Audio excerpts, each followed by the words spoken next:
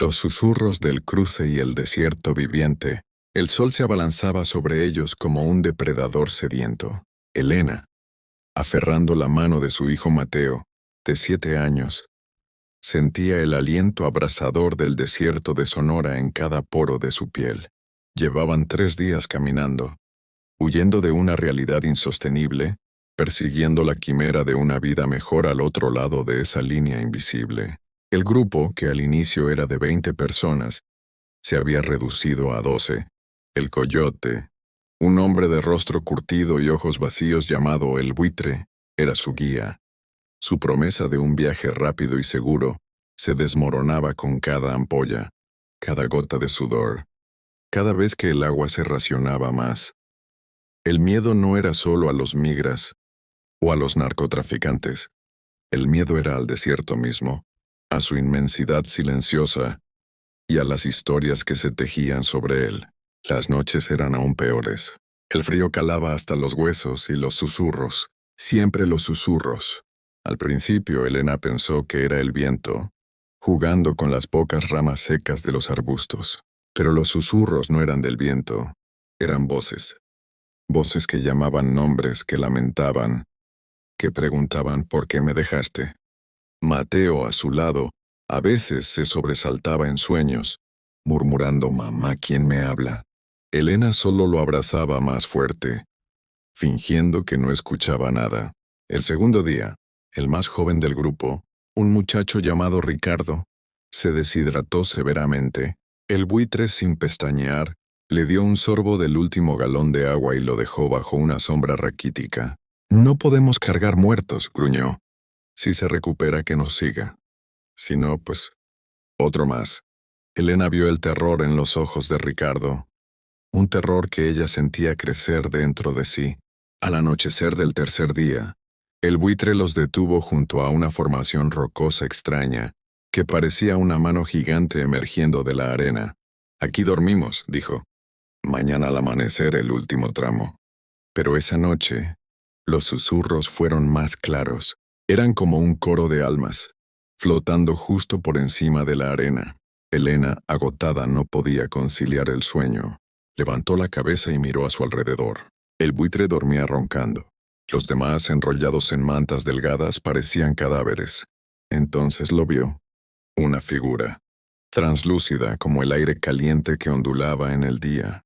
Estaba parada a unos metros de distancia, mirando directamente a Ricardo, quien todavía yacía en el lugar donde lo habían dejado, jadeando débilmente.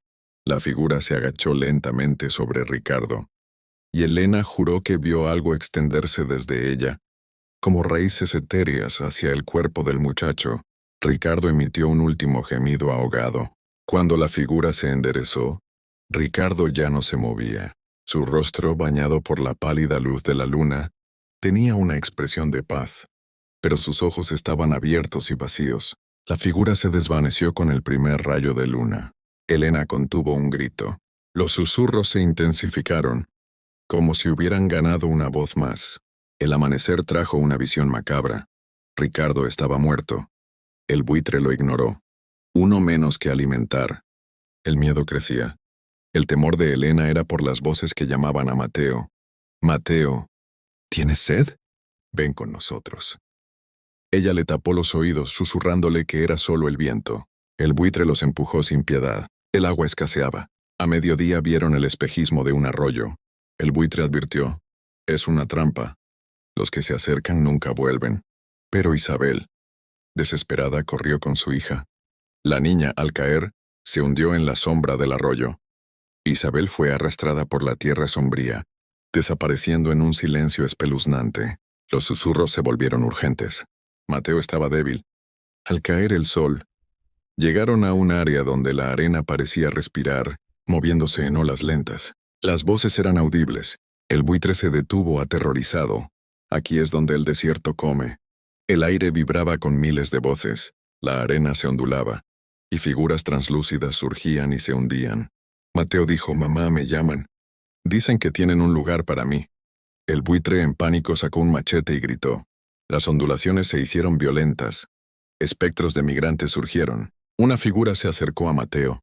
Elena supo que el desierto quería un sacrificio. Con un grito empujó al buitre. Cayó de espaldas en las ondulaciones más violentas. Las figuras se abalanzaron sobre él envolviéndolo. El buitre se hundió, disolviéndose en la arena. Al instante, los susurros se silenciaron. La arena se calmó. «Hay que seguir», dijo Elena. Tomó a Mateo de la mano y se alejó. El desierto había cobrado el precio, pero sabía que las voces, aunque calladas, seguían esperando. La niebla del olvido y el rancho fantasma. Javier, un joven de 25 años, sentía la soledad como un peso físico. No era la soledad de estar solo, sino la de estar perdido.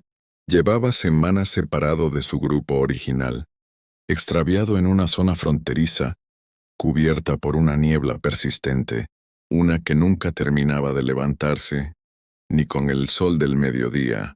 Había huido de su país buscando una vida mejor, pero ahora solo encontraba una muerte lenta y helada. El teléfono satelital que le había dado el coyote dejó de funcionar al tercer día. Su poca comida se agotó en la primera semana. Desde entonces, se había alimentado de bayas silvestres que a veces encontraba, y de agua de lluvia recolectada en hojas grandes. El miedo a los animales salvajes o a los hombres armados se había desvanecido. Su nuevo miedo era la niebla. La niebla no era normal. Era espesa, fría y parecía tener vida propia. No solo ocultaba el camino, sino que distorsionaba los sonidos. Hacía que cada sombra pareciera una figura, y cada susurro del viento sonara como una voz. Javier había aprendido a no confiar en sus sentidos. Una tarde creyó escuchar el ladrido de un perro a lo lejos. Era un sonido esperanzador. Corrió hacia él a través de la niebla, tropezando con raíces y rocas ocultas. El ladrido se hizo más fuerte y luego, el inconfundible balido de ovejas y el murmullo de voces humanas. Era un rancho, una señal de vida. Llegó a una cerca de alambre de púas vieja y oxidada. Más allá, la niebla se disipaba ligeramente, revelando siluetas borrosas, un granero, un molino de viento y una casa de madera de 2 pisos, con un porche y un columpio viejo. Un perro grande, mestizo, se acercó a la cerca moviendo la cola. «Hola, necesito ayuda», gritó Javier, su voz ronca. Una figura emergió de la niebla, caminando lentamente hacia él. Era un hombre mayor, con overoles manchados y un sombrero de paja. Su rostro era amable, arrugado por el sol, pero sus ojos eran extrañamente inexpresivos, como los de un muñeco. «Bienvenido, hijo», dijo el hombre, su voz grave y cansada, pero con una melodía extraña, como si no hubiera hablado en mucho tiempo. «Has llegado al rancho El Olvido. Pasa. La niebla es traicionera. Tenemos comida y un techo». Javier no dudó. El hombre lo guió a través de la cerca, que no parecía tener puerta, sino que la atravesó como si no estuviera allí. Javier lo siguió, y sintió un hormigueo al cruzar el alambre, como una descarga estática. El rancho parecía normal. Olía a heno, a leña quemada y a algo más. Un dulzor pesado y ligeramente metálico, como el aire antes de una tormenta. Otros hombres, mujeres y niños, todos con ropa de trabajo sencilla y rostros agotados, lo saludaron con asombro silencioso. Había un fuego crepitando, un guiso humeante. Era un paraíso. Don Ramón le ofreció guiso caliente. Javier devoró la comida de sabor terroso y amargo. Los rancheros solo sonreían. Sus sonrisas eran demasiado amplias, fijas, sin alcanzar sus ojos inexpresivos. «Aquí estamos a salvo de la niebla», dijo don Ramón. «La niebla se lleva las cosas, las memorias, las esperanzas, a las personas». Javier se durmió junto al fuego. Al despertar, la niebla cubría el rancho. La gente trabajaba con lentitud en silencio. Don Ramón le dio leche fresca. Los días pasaron y Javier se sintió mejor. Pero algo no encajaba. La niebla nunca se iba. Los rancheros sonreían sin parar. Javier empezó a olvidar, primero, los rostros de sus hermanos, luego, la razón de su viaje. La niebla cubría su mente. Cada noche, los susurros eran sus propios recuerdos desvaneciéndose. Una noche llegó una migrante asustada. Los rancheros la acogieron con sus sonrisas fijas. Don Ramón le ofreció guiso. Javier sintió un terror repentino al ver a la mujer comer. Sus ojos, antes llenos de miedo, se volvieron inexpresivos. Su sonrisa se estiró, fija y ancha como la de todos. La comida, el aire, estaba borrando su identidad. Javier miró sus propias manos. No recordaba su nombre. Solo sentía una profunda, vacía paz. Don Ramón se acercó, sus ojos ahora negros y brillantes. Bienvenido a casa, hijo. Aquí no hay sufrimientos ni recuerdos, solo la neblina. Javier intentó gritar, pero su voz no salió. Su sonrisa se estiró, sus ojos se vaciaron. Su mente era una pizarra en blanco. La niebla se cerró alrededor del rancho El Olvido. Otro migrante había sido reclamado. Javier estaría allí con su sonrisa vacía, para dar la bienvenida al próximo llegado. El ciclo, alimentado por la desesperación, continuaba en el rincón olvidado de la frontera.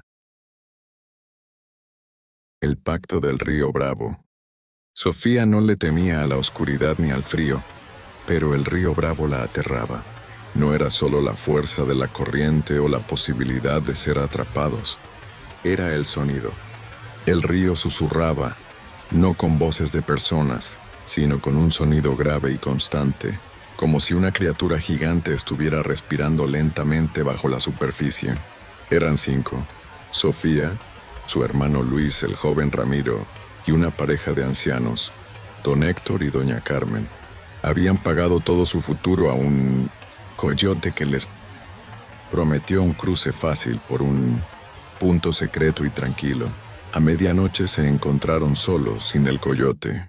Solo un viejo bote de goma y una cuerda, desgastada, que supuestamente llegaría a la otra orilla. Luis, el más fuerte, tomó la iniciativa. Tenemos que hacerlo. No hay vuelta atrás. Mientras preparaban el bote, Sofía notó algo extraño en la orilla. La arena no era solo arena. Estaba mezclada con huesos pequeños, blancos y pulidos por el agua, como huesos de pájaros o de pequeños mamíferos, y el hedor, aunque enmascarado por el agua fría, era el de la descomposición y el lodo. Al empujar el bote, el río reaccionó. La superficie se agitó de repente sin viento. El agua, normalmente turbia, brilló por un segundo, revelando una oscuridad insondable bajo la superficie. «¡Rápido, suban!», gritó Luis. El cruce fue un infierno. La corriente era mucho más fuerte de lo esperado, tirando del bote hacia aguas más profundas y oscuras. A mitad del río, la cuerda se rompió con un chasquido seco. El pánico se apoderó de ellos. El bote giraba incontrolablemente. En ese caos, escucharon el sonido. No era el susurro profundo del río. Era un lamento, un llanto agudo pero extrañamente silencioso. No venía del aire, sino de las profundidades, vibrando en el agua y subiendo por el casco del bote hasta sus huesos. Don Héctor, el anciano, que estaba aferrado al borde, miró hacia el río con los ojos desorbitados. «Es ella», jadeó, su voz apenas audible. «La que pide el tributo. La que nunca llora, solo espera». El lamento silencioso se intensificó. El bote chocó contra algo grande y duro. Luis, intentando estabilizarlo, miró por la borda. Vio una cara. No era humana. Era pálida, hinchada, con pelo negro y húmedo. Los ojos eran grandes, acuosos y fijos, pero su boca estaba cosida con hilo grueso, negro y sucio. No podía gritar, pero su dolor se transmitía a través del agua, inundando sus mentes con una ola de angustia indescriptible. El pánico se volvió locura. Don Héctor soltó el bote y cayó al agua con un chapuzón. Doña Carmen gritó el nombre de su esposo. El río se lo tragó de inmediato. El lamento cesó. La superficie se calmó. El bote, ahora más ligero, pudo ser manejado a duras penas hasta la orilla norte. Estaban exhaustos. Ramiro lloraba. Doña Carmen estaba en shock. El miedo era asfixiante. Lo peor era el silencio del río. Fluía vasto observando. Pasaron la noche temblando. Al amanecer, doña Carmen estaba muerta. Con una extraña quietud, el silencio del río la había llenado. Ahora eran 3. Avanzaron por la maleza. Ramiro se quejó de una sed insoportable. Vio un pequeño estanque turbio y se arrodilló para beber. No, Ramiro, gritó Sofía recordando la cara cocida. Era demasiado tarde. Al tocar el agua, Ramiro gritó de éxtasis. Una paz horrible invadió su rostro. Se hundió en el agua turbia sin dejar burbujas. Cuando se acercaron, el estanque se había ido. Solo quedó un parche de tierra seca con un montículo de lodo en forma de ojo. El ojo de agua se lo había tragado. Sofía y Luis se miraron. La frontera estaba viva. Exigía un precio. Caminaron hasta una carretera abandonada. La esperanza regresó. Pero al mirar el suelo, vieron huellas. Huellas mojadas. No humanas, con dedos largos y delgados que los habían seguido. Luis se detuvo. Su rostro estaba blanco. Sofía, tengo frío. Al abrazarlo, Luis se separó con los ojos llenos del mismo éxtasis aterrador. Su sonrisa se estiró en una mueca de agonía. El trato, susurró Luis. Yo ya no puedo mentirle. Corrió de regreso hacia el río. Sofía corrió tras él, pero al llegar a la orilla, solo vio un movimiento rápido y oscuro bajo el agua. El lamento silencioso golpeó su mente. El río se calmó. En el lugar donde Luis había entrado, la figura de la mujer de la cara cocida emergió a medias, mirando hacia la otra orilla esperando. Sofía quedó sola. Lo había perdido todo. La terrible certeza la golpeó.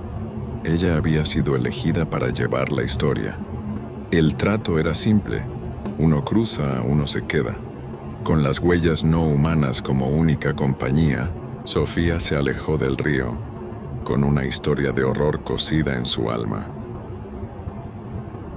El silencio del contenedor y la carga invisible. Ricardo estaba atrapado en la oscuridad. Había pagado el último de sus ahorros y los pocos bienes de su familia para asegurar un lugar en el contenedor express. Era una promesa de velocidad y seguridad, un camión sellado que cruzaría la frontera sin ser detectado. Lo que realmente era un horno metálico sellado lleno de desesperación. Eran unas 20 personas, hacinadas entre cajas de dudoso contenido, en el interior sofocante de un remolque de 40 pies. El aire era denso, caliente y olía a miedo, óxido y sudor. No había luces. La única indicación de que estaban en movimiento era el rugido ensordecedor del motor y el traqueteo incesante de las ruedas sobre el asfalto. El viaje comenzó bien. La gente susurraba esperanzas, compartía sorbos de agua y se reconfortaba, pero a medida que pasaban las horas la oscuridad se hizo opresiva. Era una oscuridad que parecía absorber el sonido. Los susurros se silenciaron. El verdadero terror empezó cuando Juana, una mujer de mediana edad que viajaba con su hijo pequeño, Diego, notó algo extraño en la carga.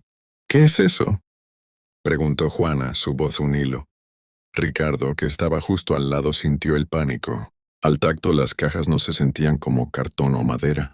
Se sentían blandas, frías y vibraban muy levemente. Intentó mover una, pero era pesada, inmóvil. Debe ser carne o algo así, susurró Carlos, un hombre fuerte que había prometido proteger a su hermana. Algo refrigerado. Pero el contenedor no estaba refrigerado. Estaba ardiendo. Poco después sintieron un olor. Al principio era débil, un dulzor floral. Luego se intensificó, volviéndose almizclado y empalagoso. Era un olor que hacía doler la cabeza y que parecía penetrar la piel. Una hora después, sin previo aviso, la oscuridad se rompió, no por una luz, sino por un color. Vieron un débil resplandor violeta que emanaba de las cajas blandas que los rodeaban. El resplandor era intermitente como un corazón latiendo. La gente empezó a murmurar. No eran palabras de miedo, sino frases inconexas, como si hubieran perdido el hilo del pensamiento. La casa, azul. El agua. Ricardo se dio cuenta de que el resplandor violeta parecía estar afectando sus mentes. Intentó gritar, alertar a los demás, pero su voz sonó amortiguada, distante, como si la oscuridad se la estuviera tragando. El motor del camión rugió más fuerte. De repente Diego, el hijo de Juana, comenzó a reír. No una risa infantil, sino un sonido gutural, seco, que resonó en el contenedor. Juana, histérica, abrazó a su hijo. Pero la risa no cesó, y Ricardo notó que los ojos de Diego iluminados por el resplandor violeta, eran de un color antinaturalmente brillante. El viaje continuó, una pesadilla sensorial. El calor era sofocante. El resplandor violeta se hizo intenso, pulsando rítmicamente. La risa seca de Diego dominaba el traqueteo. Carlos lloraba en silencio. Algo extraía la cordura. Las cajas. Están vivas, susurró Juana bañada en la luz espectral. Recuerdan lo que dejamos atrás. Ricardo sintió su mente deslizarse. Su recuerdo de su madre se tiñó de violeta y se borró. Al tocar una caja, sintió una ola de dolor colectivo, de pérdida y melancolía. Nos están absorbiendo, murmuró Elena. La carga lleva al contenedor. Nosotros somos el combustible. El resplandor se intensificó. La risa de Diego se volvió un chillido. Y luego un silencio horrible. Ricardo se dio cuenta. El número de personas disminuía. No había cuerpos, solo espacio. Carlos y Elena ya no estaban. Juana miró a Diego, ahora inmóvil, sonriendo como un muñeco con ojos violetas apagados. Se fue, dijo Juana con calma perturbadora. Juana se puso de pie acariciando las cajas y susurrando recuerdos. El resplandor se hizo más brillante. Al terminar, Juana simplemente se desvaneció. No se movió. Simplemente ya no estaba allí. Ricardo atejado. Comprendió. El contenedor era un ser vivo que se alimentaba de desesperación. Las cajas eran depósitos de recuerdos. El camión se detuvo. Al abrirse la puerta, la luz del sol inundó el interior. Ricardo estaba solo con el niño Diego, que seguía sonriendo. El conductor asomó la cabeza. Solo dudes. Siempre pierden algunos. Bueno, la carga llegó completa. Se refería a las cajas palpitantes. Ricardo fue entregado a las autoridades. Dejó atrás al niño Diego. Mientras era llevado lejos, miró el camión. Las paredes emitían un débil resplandor violeta. Y en él vio un recuerdo. La cara borrosa de Juana, atrapada para siempre en la carga invisible.